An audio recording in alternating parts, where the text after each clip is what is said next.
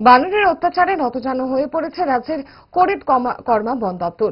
বানরের যন্ত্রণা অতিষ্ঠ খোয়াই পৌর পরিষদ এলাকার এমপিসি পাড়ার মানুষজন।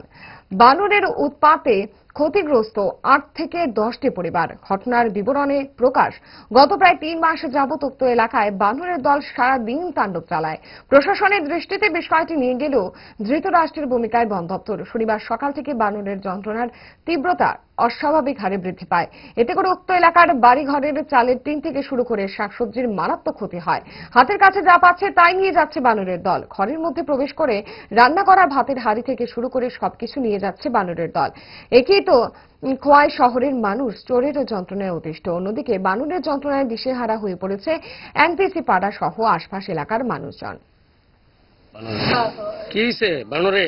বান্দরে ডিম নি জায়গা, এবারে চিনি নি জায়গা। এরকম কয়দিন ধরে চলছে এরকম ঘটনা? কালকার থেকে আইছে কি দেওয়া অনেক বান্দরে টিন্ডুলি হলি যাবে। শাকসবজি নষ্ট করছে না? এটা কয়দিন ধরে চলছে এই ঘটনা? এটা কালকার থেকে এটা আমি আর মিটার কথা হইতাম। এটা কোন জায়গা? এটা গুসপাড়া, এমনি পাড়া। কোন রকমে নাকে মুখে গুজে সারাদিনের জন্য বেরিয়ে পড়া। অম্বলের আর দোষ কি? তাই তারা 5 দশক ধরে গ্যাস, অম্বল ও পেটের সমস্যার একমাত্র সমাধান গ্যাস নল।